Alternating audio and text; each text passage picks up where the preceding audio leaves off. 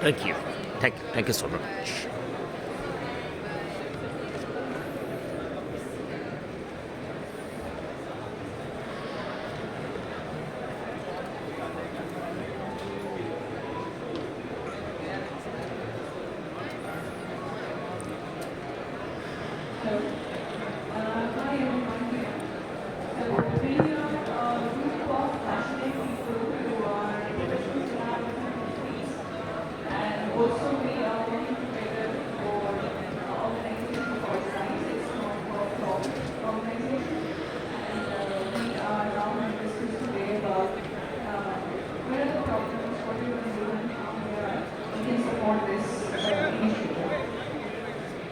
So with me we have Sonam Dey, who is the marketing director at Mumbai Emerging.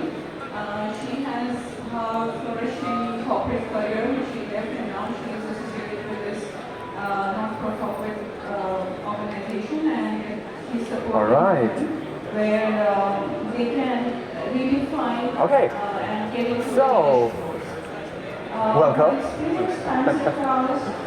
I'm going to talk about creating beautiful motion graphics today.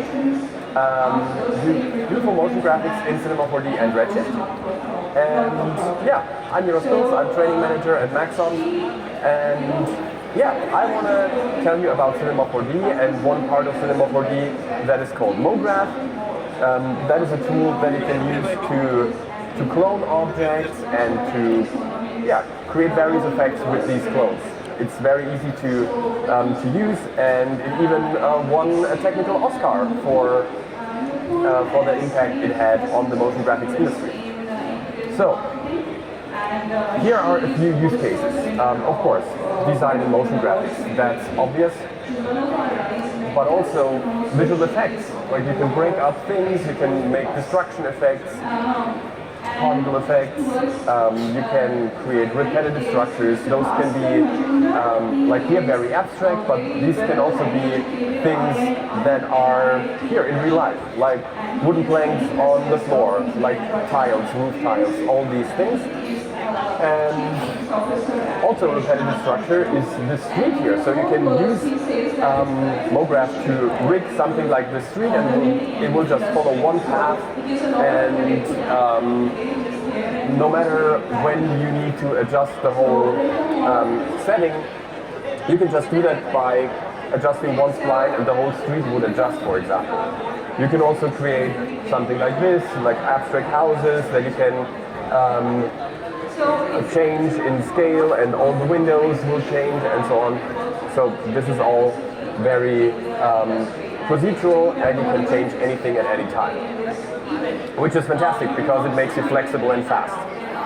So here are the things I want to show you how you can create these. So we're going to start with a countdown, and as you can see, it's not just like a typical countdown, but it's a simulation, and the numbers are shaped from these different objects, and then the objects are falling down and being sucked up again to shape the new number. This is one thing I want to show you. The next thing I want to show you is something abstract that where you can add some graphics as well. Then I'm going to show you a title, something that has destruction in it, and another one that is this, so a very soft animation that can be set up using a volume builder and volume mesher. And last but not least, I'm going to show you a particle setup that is using pyro as well to drive the particles. And if you did notice, we just released a new particle system in spring, and yeah, it is super crazy, fast and flexible. So let's start. Let's jump into Cinema 4D, and we're going to start with this one here. So with the countdown. So I'm going to pause this and let me jump into Cinema 4D. I already prepared a little scene here, but you can see if I press play, nothing will happen. So it's just these three objects, nothing else. So now let me clone these three objects. I'm going to zoom out a little bit here, and I'm going to create a MoGraph cloner and just make these objects here a child of that cloner in the object manager, like so, right? And then suddenly you see that I cloned these objects. And the cool thing is that this is all procedural, right? So I can adjust the mode here and add more clones. I can adjust the spacing here, like so. Let me go with 20. And then you can see that we just created a lot of clones here. And as I said, this is all flexible. We can do a lot of stuff here. And so this is the clone creation part. Then the next thing is, how can I really modify these clones? And this would be done by creating a field. In this case, I'm going to create a random effector. And yeah, we can adjust the parameters. You can see some randomness already. But let's say I want to randomize the rotation as well, and maybe also the scale. Then I can do that, like so. Right, so now we have a little bit of variation. And if we go here, we can even blend between these two states, which is pretty cool. But what if we want to create a transition between the two states? Then we can go to the Fields tab here and just add whatever shape we want to use as a three-dimensional mask. In this case, let's go with the linear field. And this is now here as a separate object, and I can now blend the clones from random to align, right? So this is the basic concept behind MoGraph. You create clones using a cloner or any other MoGraph generator, then you add an effector to create an effect, and you mask the effector using a field. Alright, but what I wanted to create here actually is the countdown. So let me just delete the linear field. That was just for showing you how the whole workflow works. And I'm just going to go to the parameters here and randomize this just a little bit, like so. And now the next thing we need is a number. We need something to count down. And I will use a text slide for that. And here you can see the text. I'm going to start at 5 and align this towards the middle. Move it up a little bit, like so. And now I'm going to animate it. So I'm going to set a keyframe here using just clicking this button, and I'm going to add auto keying, and then I just animate this down from 5 to 0 over time, like so. And they mentioned that at 1 second. workforce level, at an entry level, Like here, and composition of the workforce 0. is 24%. There we go. And then So now, when we press play, you can see that 13%. we now have the countdown, And then and we have the clones. And now we need to create a connection. So first, I would love to make a three-dimensional object out of this text spline. And I can simply do that by adding an extrude. So I'm going to add the extrude and make the text spline a child of the extrude. And suddenly you can see, okay, we now have something with depth and so on. I'm going to select the extrude and bring down the offset a little bit so that it's not that, that thick. Alright, and now we can connect the two. And we can do that by going to the cloner. And in here, when you have a look at the object settings, we can change the mode from linear to object, and then just drag and drop the extrude into this object link field. And then you can already see that, that we have clones on the number. Let me increase the clone count, and let's do something like this. I think that's okay. And I'm also going to make the number here invisible. Okay, so what we have now is a countdown that is made of clones, like so. And I think these are a little bit too big in general, so I'm going to scale them down. Alright, cool. So we're starting here already. Now we want to make these clones dynamic. This is where the real fun starts. And this is pretty easy to do inside of Cinema 4D. So what you can do is you right-click any object, and then you can add a tag. And tags are expressions that allow you to enhance the functionality of any object. In this case, I want to add simulation capabilities, rigid bodies, and when I press play now, you can see that everything is exploding. And this is because there are some intersections, and the simulation wants to avoid intersections. So yeah, it's all exploding and falling down. So, but there are two parameters in here that I really love and I use all the time for motion graphics, and these can be found under forces. And they are called follow position and follow rotation. So what these are doing is they are keeping the objects as good as possible in their original position, but still with simulation capabilities. So let me press play here, and suddenly you can see, okay, we have dynamic simulation here, but yeah, these clones are pretty much in place. And because we're changing the number, they are moving to their new position, and you can create an effect like that. So this is cool already, but in the example that I showed, and now a few more people came in, so I'm going to show the example again. So let me jump in here. Let me go here. There we go. So this is what we want to create actually. So a countdown made of numbers and clones, right? But then all the clones are falling down, and then when they are being sucked up, I want them to be the new number. Right? This is what we're going to create.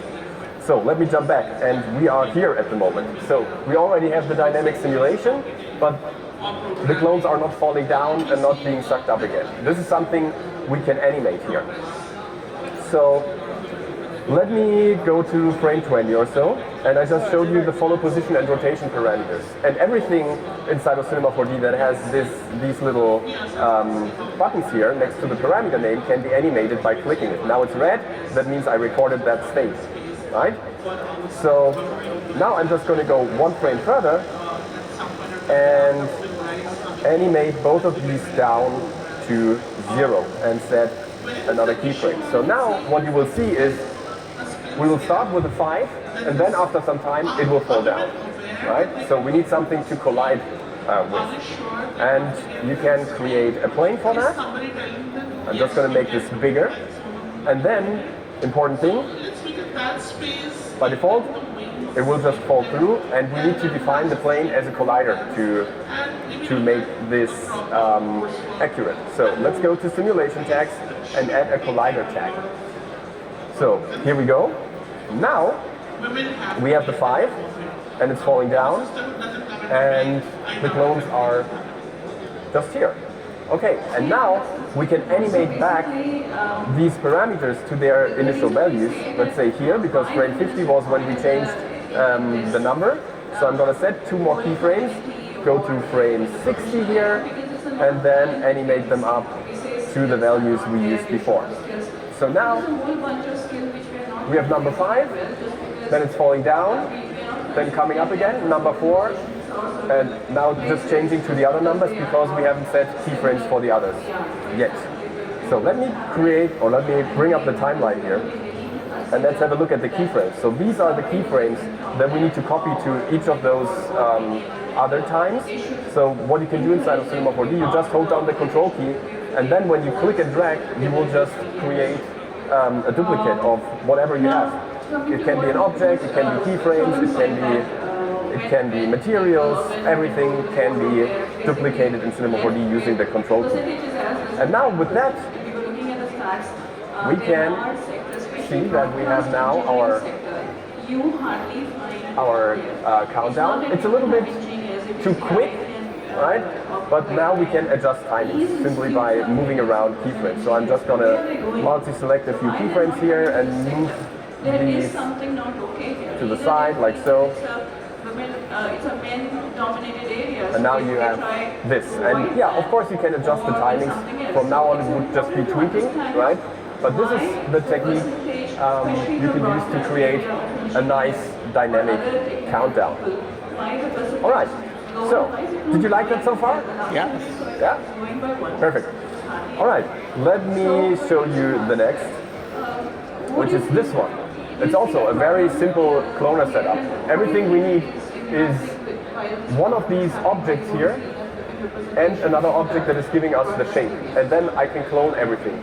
And it will also be a 100% procedural setup that you can change to whatever you like. All right, let's jump to Cinema 4D and let's create a new project. You can simply do that by hitting the plus button up here. So projects are organized in tabs here. And yeah, let me just create a cylinder and let me make this a little smaller, like radius of 3 and height of 100. We need a few more height segments and maybe also fillets. Here we go. So now we have this. Doesn't look too spectacular. So what I'm going to do is I'm going to create a deformer, in this case a bulge deformer, that needs to be made a child of the cylinder in order to work. I'm going to hit fit to parent so that it's using the same size, and then I can adjust the strength here to adjust the shape. Right, so let's go with something like -80. And yeah, this is a way more interesting object than before. Right? So the next thing I do is I'm going to create a new platonic as the form giving object, right? And we need to deform that in order to make this effect cool. So I'm going to use a random effector for that, also as a child, and set it to deformer mode. And now when I press play, you can see, well, nothing is happening. So there is some randomness in here now, but nothing is happening, because we need to go to the effector tab and adjust the render mode. The first two are just static modes, and the other ones, or these two here, are animated ones. So if I use noise, for example, you can see this. Okay, let's bring down the animation speed and the scale of the noise. That's better. I'm also hit index to create more variation. And then let's just bring up the strength here to 500%. And now this is pretty extreme, and this is the shape that I want to use to clone these other objects on. So let's do this. I'm going to make this visible again. And now we create a cloner. I'm going to hold down this, the Alt key to make it apparent here. And I'm going to set the mode to object. And I want to clone onto the platonic, so I'm going to drag and drop the platonic into the object field here. And now you can see that we already cloned these objects onto the other one, but they are just being cloned onto the surface. I want these to be cloned onto the edges. Right? Now we have them on the edges already. So we are halfway there, and the last thing we need to do is we need to enable scale on edge and just increase the edge scale to 100%, and now we can make the other object invisible, and we have this, right? And what I said in the beginning, that this is completely procedural, right? You can see that when I go to the platonic and just adjust some parameters here, like the segments, so I can create more of these, right? So absolutely no problem. Although it's a or I can use another object as the form giving object, like a hand or a face or whatever you want. So let me go with 2 segments here, and let me set this up for rendering. That's also pretty simple. So what I'm going to do is like 2 things. First of all, I'm going to create a plane as the background object. Like so. Let's rotate this in and let's move it to the back, like so. Scale it up. So now we have this.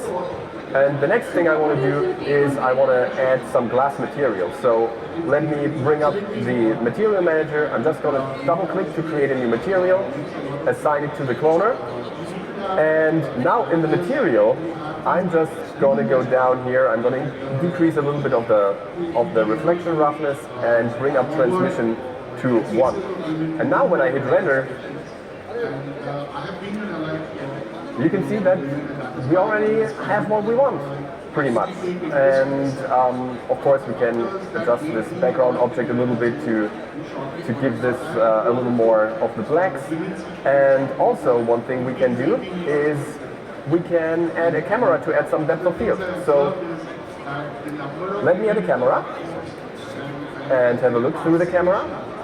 And then I'm going to go to the optical tab and use the picker to pick a focus.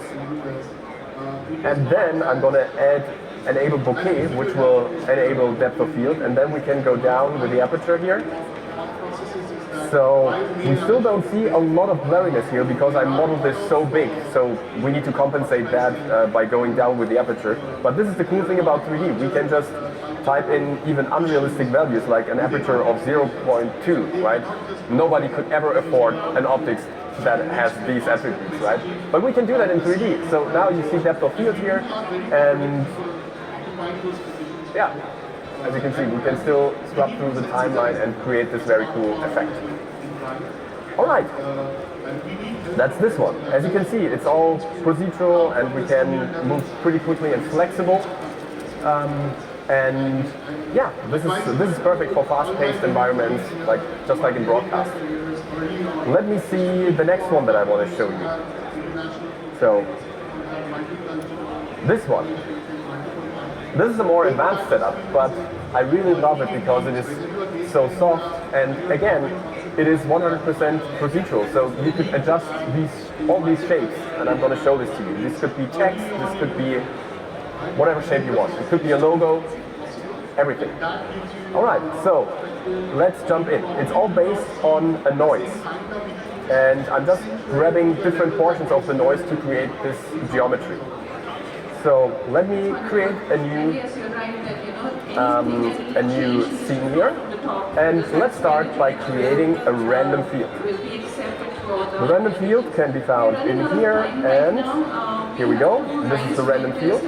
And in order to turn a random field into geometry, we need to use a volume workflow. So I'm going to create a volume builder, and I'm going to create a volume mesher. And now you can see, all right, we're starting to have some meshed noise. But in the random field, let me bring up the size, and then you can see, okay, we now have this, right? And we could animate that so that we have at least one part of the noise. But the interesting thing here is that we don't just have one part of the noise, but we have multiple, right? So we're splitting the noise into layers, more or less. So let's do this. I need to set up a few things here. So the volume type needs to be fog. That's the first thing.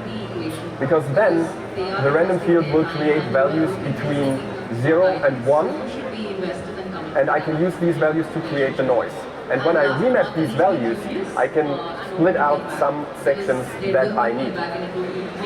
But in order to do that, I want to set this up in a way more clever way so that everything can be controlled with just 3 objects and I don't have to dig into hierarchies.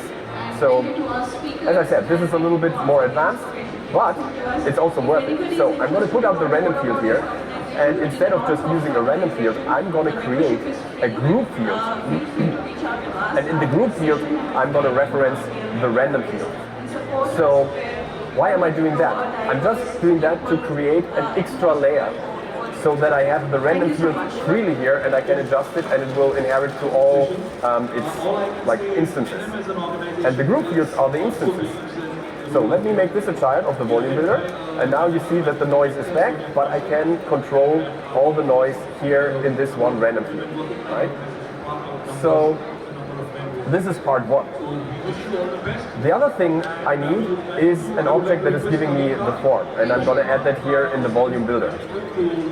So what I'm going to do is I'm going to create, let's say, a torus to stick with the example that we had before.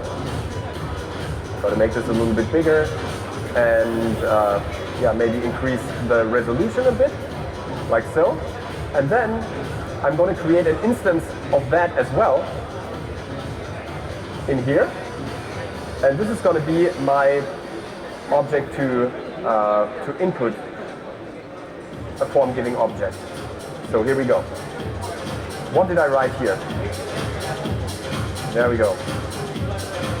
Okay, so this input object can now be referenced in the volume builder. And I'm going to do that by just putting it in here. And now we have two objects being part of that volume builder. One is the torus and one is the noise. But here, in that noise, I can define the creation space. And by default, it's set to box. When I set it to objects below, it will use the torus instead. Now let me make the torus invisible. And now you can see this. Okay? So maybe we can add a little bit more resolution here. Okay, so we have it this way, right? It's looking quite jaggy, not as we want. So there's another thing I want to add, which is a so-called filter. I'm going to smooth this out so that it works better for me. And I can do that either by creating a smooth here, but then I would have to adjust it in every single volume builder, or I can create a fog smooth object and reference that in the volume builder. And when I do that, you can see that now everything is much smoother, and we can adjust the strength here to go with something like that, right? And yeah, this is pretty much part one of what we need here. But there's one more thing that I want to change here in the group field. So what I want to do is I want to grab out of the range of 0 to 100%, I want to grab out a range that is 0 to 40, then 40 to 50, 50 to 60, and 60 to 100. And this way I would create this layering that you can see here, right? So that everything is based on the same noise, but somehow there are these layers, right? So let's do this. To do that, I'm going to create a curve adjustment layer. So this works just like a curve in After Effects. But what I'm going to do is I'm going to remap the values. So the first one I'm going to do is I'm going to grab the range. Well, first of all, let me use the linear spline preset, and I'm going to go with something like 30 to 50%, something like that, right? So this is one shape that I can use. And now I have this complete setup for one thing, right? Now I can create, now I can create a copy. And in the group field here, I can say, okay, you go here, so that I'm grabbing another portion of that range. And suddenly I have two layers here already. And they are not intersecting, or I can make them not intersect depending on what I do. So let's create two more. So I'm going to create this one, and let's adjust the group field here as well. So I'm going to delete these two and just reverse these. Here we go. Now we have this little splotch. And I want to do the inverse here, and I'm going to do that here. So let me go here, and suddenly we have blobs on the other side as well. Okay, so what I now created is a 100% procedural setup, so that when I adjust the torus, right, we can just see that everything is adjusting. Maybe let me search for the volume builder here. Builder, and just make these invisible so that they are not distracting my view. So this is one part. You can adjust the torus here, like so, and it will just adjust. You can make it thicker or thinner. It will just do the right thing. We can adjust the smoothing effect, right? So we can go from here to very smooth, like so. That is looking even softer, which I like. And we can go in here into the random field and adjust the scale of the randomness. And still, it's all procedural. And that alone is a very, very pleasing experience to watch that. I can do this for the rest of the hour if you want to, or I can show you more stuff. So, yeah, let's go with something like this, right? And the random field has a parameter that is called animation speed. So when I bring this up, let's say to 30, I can play back the timeline, and you can see that everything is somehow working with each other, which is, as I said, a quite pleasing thing. So let me create some materials here. So I'm gonna create a first material, and let's just make this a little brighter. We're gonna adjust some colors here then, and assign it to the first one. Let's create a copy here again with the control key, something like this. Then something green and something purplish. Attention visitors, the next broadcast conference session So now we have post-production all these colors going on. in the I conference may area switch of these our two, I think that looks more beautiful, right? But the cool thing is we now have this. And as I said, completely procedural. So everything we need to adjust, right, is in these three objects here. So this is adjust the smoothness. Like so. This is adjust the input object, and this is adjust the random field. So what if we want to have multiple objects in here, right? Let's say we want to combine this with another sphere. So what I would do is I would actually put these objects into a connect object, which will procedurally create one object out of this, and then use this as the reference object. And let me make it invisible, and now we have this. And we can still adjust everything like so. We can even just put these out, and let's just use a text instead, because we can. So I'm gonna use the text. Let's gonna make this little and say hi.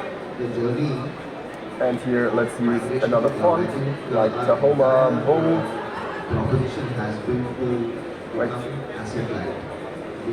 Or maybe this one, bold, that's fine. I'm just going to put that in here, and now we have this. Maybe that's not the best font for this. Let me go with something like Impact. Impact is usually working quite well. There we go. And let's make this bigger. Yeah, you can see there's a lot of stuff that we can do. And now we have procedural text made out of this, right? So we can change that at any time. So let's say we want a non-capitalized I, but also an exclamation mark. Now we have that. We can add the show title, and now we have this. We can even add a logo in here, and then we would have that. So it's fully procedural, and this is giving you a lot of power. And also, when you now add another object here again, and just move this through this whole setup, you can see that it's behaving so smoothly. Right? So it's just doing really nice stuff here. All right, cool. So, did you like this one? Yes. Yeah?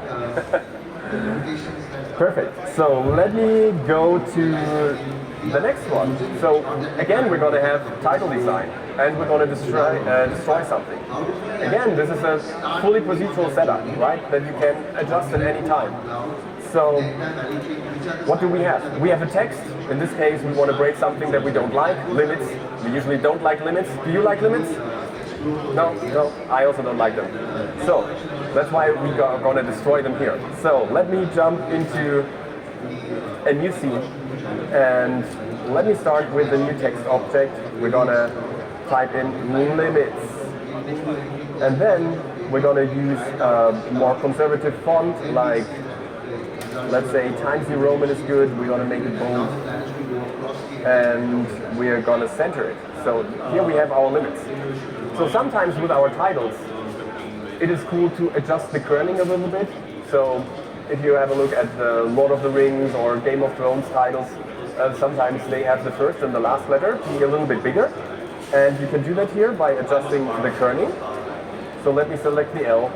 Let's make it a little bit bigger. Select the S. Make it a little bit bigger.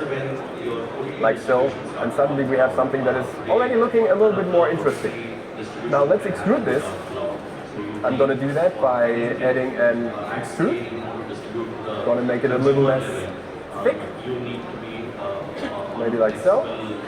And the next thing I want to do, maybe a little bit thicker, is I want to add some caps and bevel.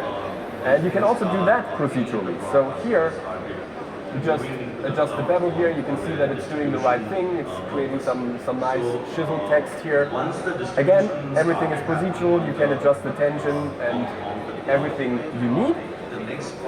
And the other thing that is really great about Cinema 4D and actually all Maxon products is that they are coming with presets, and you can save your own presets here. So in this case, I just quickly want to add this bevel. So let me add this one simply by double clicking, and now my text is looking like this, right?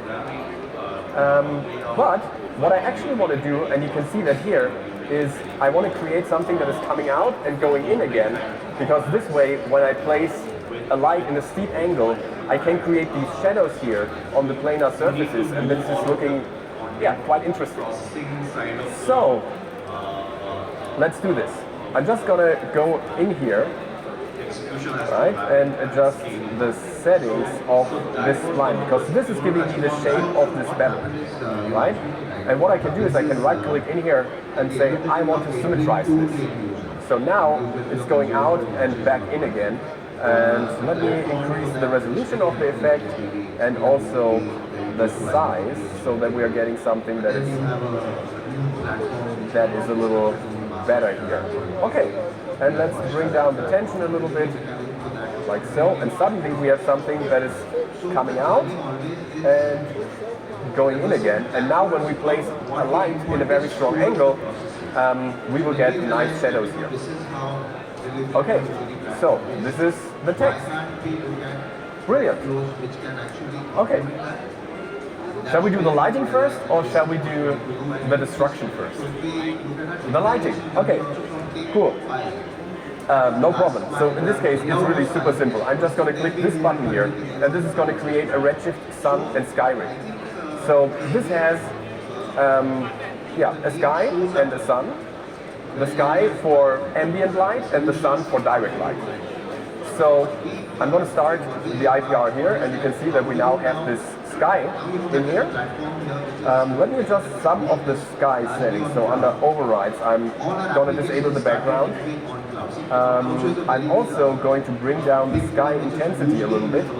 And for the sun, I'm going to increase the disk scale, which will make the shadows appear softer then.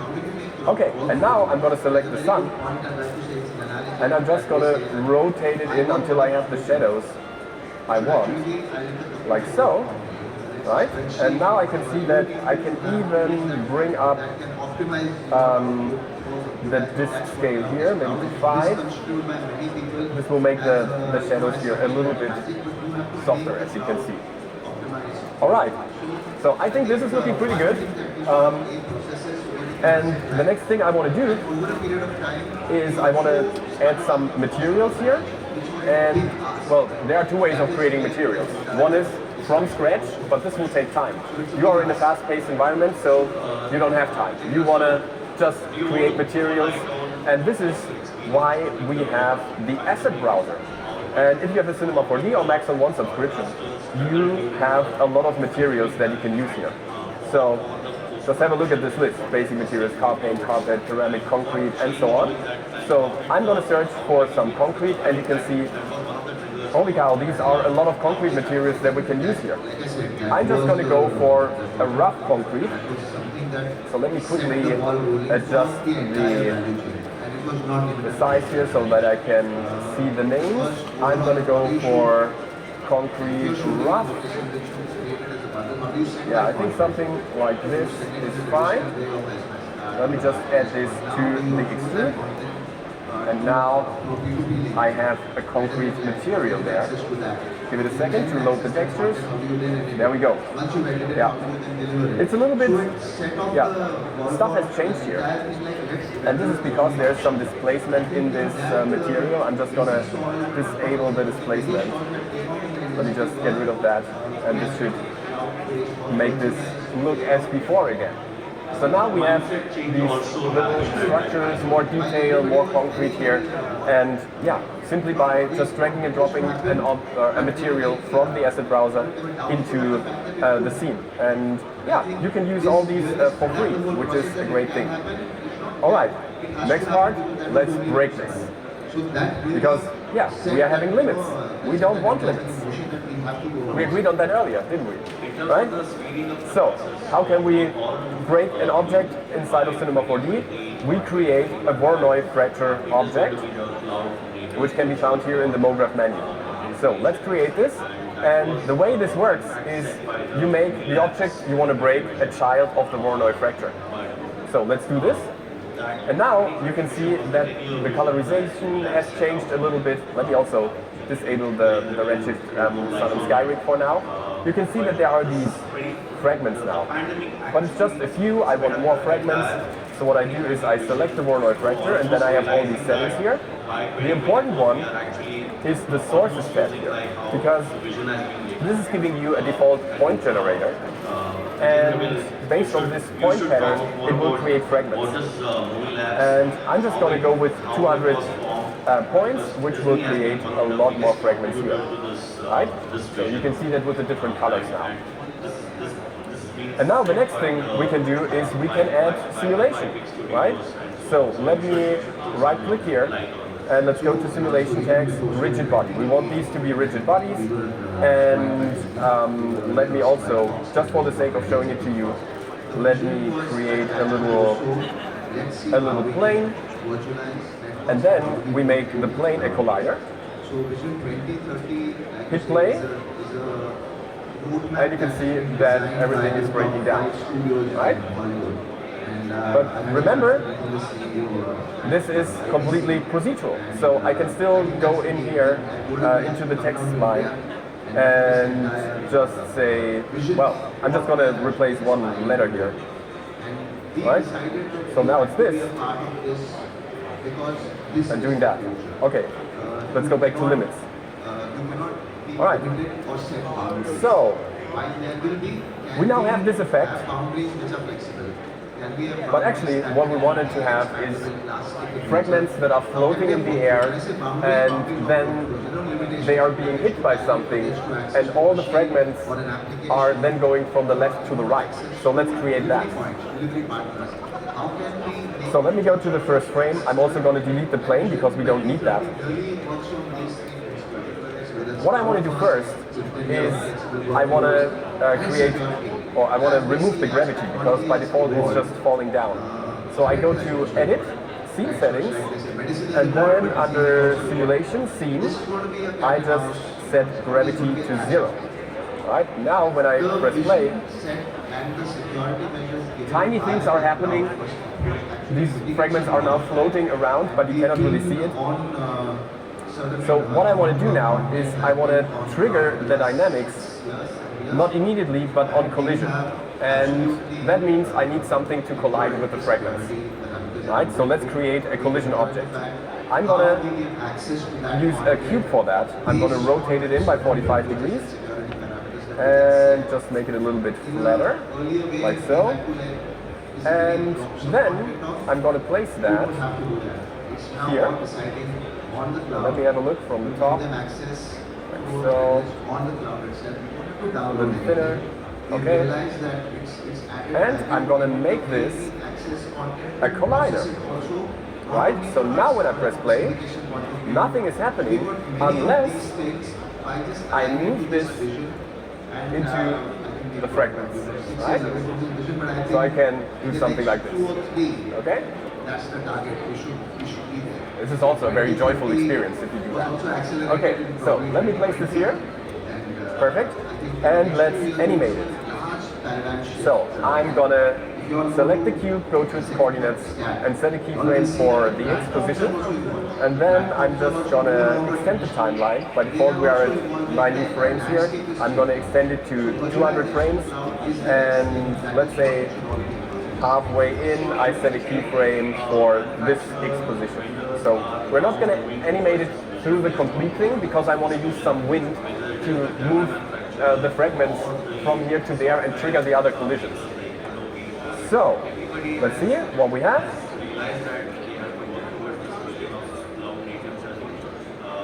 I think this is pretty cool. And the next thing I want to add is wind. Right? So, let's do that. I go to Simulate, Forces, Wind, and I know that I have to crank up the wind a little bit. Let's go with 500 for now. And now you can see, if I have a look from the top, the wind is now blowing out all the fragments to the back. Of course, we want to blow them to the right. So let's do this. And now we have this set up. Okay, this is looking pretty good actually. We can now make the cube invisible. And maybe also the wind. When you shoot something, you send the content to the studio. And I think this is looking pretty good. It didn't collide with these two fragments. So what you would do about that is you would just play with the position of this collider object and then see if it works. And I think we're getting there. Oh no, one is left. Okay, so yeah, you would adjust this a little further, of course, and let's see if this is working. Here we are in trial and error land, of course. Now this one is left, so we can play with the size of this and with the wind speed and so on. But one thing that I want to show you here still is how to finish up the rendering, right? So let me bring up the Redshift Sun and Sky rig again, and let me go to the Voronoi fracture and not colorize the fragments. So now if I render this, give it a second, we have this, right?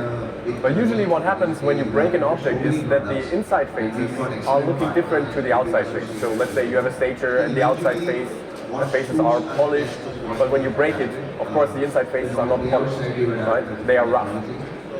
And in this case, I want to go a stylized way, so I want to create another material for the inside faces. So let me go here, and I'm just going to create a new material, and yeah, let me create some sort of effect here. I'm going to add a noise and add that to the color as well as to the emission, like so. And I also want to colorize this noise a little bit. So let's go with something greenish to something bluish, like so. So now we have a little bit of a color variation in here. Oops, wrong button. But we now have smileys. Isn't that cool? Alright, so now we have these two materials, and I want this material, the light material, or the luminance material, to be on the inside faces. So what we can do on the Voronoi fracture is we can go to the selection section, and here we can procedurally create polygon selections for the inside faces and the outside faces. And now we have these two selection tabs, inside faces, outside faces, right? And we have materials here on the object, or in this case it's just this one. And with the selection field, we can restrict materials to a certain area of the thing. So I'm going to drag and drop this selection in here, and then I'm going to apply the second material and drag and drop this selection in here. And now I have this light material or emission material on the inside and the concrete material on the outside. So when I render this, it looks like that, right? And when I animate it from the start, is in motion. It looks like that. And I think in this. And let me bring up the redshift render view here, Very close to a 20. because what we can do as well So we have, is we can of course add some effects to the rendering, then we can also add in compositing, but we can also do this here. once you So let me bring up the effects and let's just add some bloom, bring down the threshold, and at some point you will see that yeah, these start glowing and then they are looking even cooler, in the on-premise right, like so. world of security management, And again, just in case you forgot, it's always the trust-based approach. it is procedural, right? So let's write something else, So it's like I'm just going to break myself here. So Jonas, right? And I press play, and still made responsible to take care of that I can security. play this effect, But when it comes to the cloud, though everybody questions about right? cloud So 100% procedural, better technology and levers out let me just go back once and play this back. security There we go. There we go. of your And then what I did here in After Effects was I added a few extra fragments. I added some glow using process that using Regine plugins, and these little fragments here are particular, also Regine. So yeah, this is how I did that. Okay, let's go to the last thing that I want to show you. So in the beginning I mentioned that that we are having pretty cool particle simulation inside of Cinema 4D, and you can see that in action here. And also, these particles are based on, or are affected by a pyro setup. This is how you can create this whole organic particle flow. So let's just create this, right? And you can see it's a lot of particles. It just becomes Right? so you take anybody who manages content Just to security. give you a little teaser. So, let me evolution start of this. so-called threats. Again, new scene. I'm creating pretty much everything from scratch to show you how quickly you can work inside of Cinema 4D and Redshift. So, the first thing I want to do is I want to create because he has, like you said, many the torus. this has been And I want to make it a little bigger and a little less thick, like so. I'm going to increase the ring segments and the pipe segments, and I want to use that to create particles. So with the torus selected, I go to simulate, and then particle section here, mesh emitter. So we're going to directly emit from the mesh. And now let's press play, and you can see, okay, there are some particles here. What I need is a shot of particles. So I'm going to create a shot. So now one shot particles, and I need way more particles. So look at this. These are 1 million particles. Do you see the playback speed? We're still running real time here, right? And I'm on a mobile machine. So this is an M1 Max, right? So it is a super fast particle system. Okay, we don't want these particles to have a speed. I just want to create these particles in place, right? So now we have 1 million particles on the torus. So far, so good. All right. The next thing I want to do is I want to create a pyro simulation that can drive the whole thing. And creating pyro simulations is also pretty easy inside of Cinema 4D. I'm just going to show you in the new scene because it is ridiculous how quickly you can create a pyro simulation. You just create an object, you right-click, go to simulation text, pyro emitter, press play, boom. Right, there you go. You can move around the sphere, everything will react, right? And yeah, it's just amazing. Okay, let me close this and go back to the scene.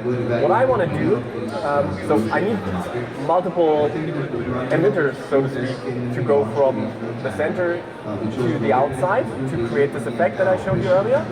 And to do that, I'm going to start with an inside spline.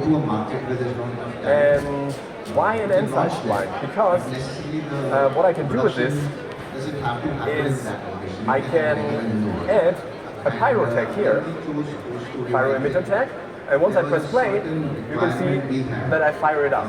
The Right? rule that we usually I'm now follow burning a is still spline. global apply local. But and when I say you local, cannot only there is burn no the whole hyper spline.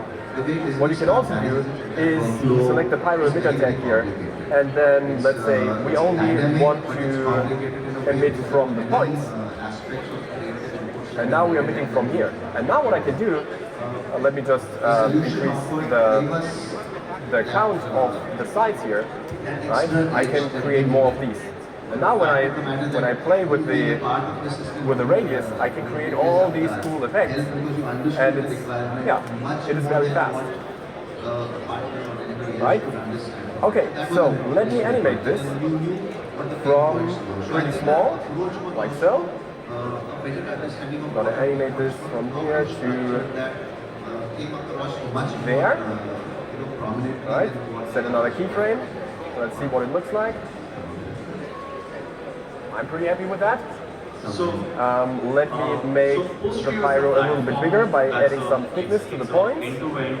Let's have a look again. cloud-based Yeah, maybe we can even go a little bigger. available. It's a one-click platform. It's a SaaS. I like that. So what we offer So what I'm gonna do next our users is I'm gonna add some sort of randomness here as well. So let me create a random effector, make the child, on a browser. make it so that it can deform the object, and maybe even move a little bit. You Like don't so. need a hardware. I think this should work. Let's see. Software is correct. So Oh, this is a lot of randomness. So let me just increase the scale here to 200, So what you get on Postgre is one major and I think this is gonna work. running on the cloud. Yeah, so now we have a little bit of randomness in here. And now the last thing I want to do is I want to create a connection between this pyro simulation and the particles, right? So let me make this one invisible. How can we do that? So far we just created the particles using the particle emitter, and now once they are created, they have been created, they are part of the particle group here. So what I can do here is I just create a modifier, and in this case a pyro advect. I'm going to add that here. So here's the pyro advect, and now when I press play, I already have the effect that I want. So, and everything I need to do now is I open up my pyro settings and I go down here, and actually I don't want to draw the pyro here, so that we only see the effect on the particles. Alright. Okay, so right now it's a little bit slower, but that's not because of the particles, but because of the pyro simulation. So let me have a look at the pyro settings again, and maybe we can increase the voxel size a little bit. I think this will make this setup a little faster. There we go. Right? And another thing we can do now is, we can play with the particles, right? Based on what they are doing. So let's say we want to add some colors to the particles, and maybe based on the velocity, right? So what I can do is I create another modifier here, particle modifier, in this case a color mapper, and I'm going to place that beneath the pyro advect, and in here I want to read the property velocity speed, and I want to map that to this color gradient. So let me bring up the lower and upper, and also maybe let me adjust this here a little bit. So let me go with a few different colors, like so, and this one, like so. And now what should happen is that it will map these colors onto the particles based on the speed. And look how cool this is. So, and again, this setup is procedural. So if I want to add, let's say, more rings, I can just add another ring, or let's go the same way as before and just create a connect object and use the connect object in the pyro emitter. Here we go. And then we can just play with the other toruses. Like so. Now we should have 3 toruses. There we go. Yeah. So this is still running really quickly. So let me just try, because we now have 3 toruses, let me go with 3 million particles. So now these are 3 million particles. We're still running really, really fast. And there's another thing that I improvised yesterday when I did this presentation that I really liked. So instead of emitting from the surface, I emitted from the points, like so. So this is looking cool as well. But what I did then was, as I said earlier, the particles are owned by the group. So now we can select the group and create a tracer object. And when I do that, I can create splines from these. Right? And this is looking very cool as well. Maybe we can decrease some of the values here. Maybe let's go with some fewer particles, because that will actually make the look more interesting.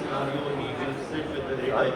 Next to his chair and giving the Pretty quickly we created this nice little thing. All right. So how do you like this one? It's pretty cool, isn't it? So, and of course we can render this, right? So let me just jump in and create a render tag, redshift object tag, and I'm going to render the curves. I'm going to set this to, let's say, little capsules. I want them to be a little smaller as well, and maybe adjust the thickness over the length. And when I now render this, give it a second, we now have this. And of course, again, we can create a camera, we can have a look through the camera, and I think we need a focus distance of around 500 here. Let's bring down the aperture to something very low and enable bokeh, and there we go. Right, now we have depth of field here. Instantaneously available on the platform. And it's just looking very beautiful. Right? And let's also add another material here for the particles. So let me bring up the color here. And maybe we should read the color from the particles here in the rendering as well. So let me add color user data node. We are doing this right now. We launched this and we piloted get the particle color. And now we're just going to move that into the base color as well as the emission color. Like so.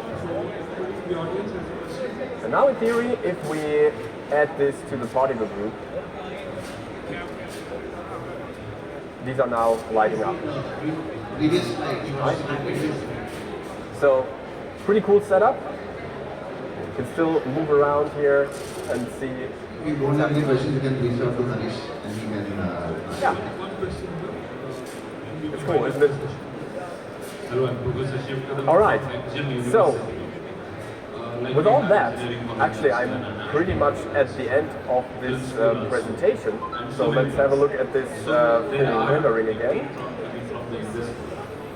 Play back? Yeah. There we go. This was the rendered version with also a little bit depth of field, as you can see here, and a few more particles even. So yeah, it's pretty amazing. Alright, so let me close this by telling you a little bit about training and certification. So at the moment we want to expand our trainer network worldwide, and also in India, of course. So if you are a capable ZBrush, Cinema 4D, Red Giant, or Red Giant artist, please write to certification at maxon.net, and we would love to work with more certified trainers. And yeah, then here we have another slide. You can win a Maxon 1 license for 1 year, which has all the Maxon products in it. Cinema 4D, which I showed today, Redshift, which I showed today, but also ZBrush, Red Giant, Forger, and it also includes the new ZBrush for iPad, of course. So, please scan the code. And with all that, let me say thank you. Thank you. Or Danyavad. This scene actually I'm going to create later in another presentation. So I'm going to present in 1 hour again, and then I'm going to show you how to create this and how to set it up in After Effects. Also using Maxon Studios. This is going to be a complete Maxon 1 presentation. All right. Thank you. Thank you for watching. Thank you. Thank you. Thank you. In Malayalam films and one web series, about 8 projects are over. We haven't officially launched it. It's available in Play Store and App Store. I just wanted to show you that the application is called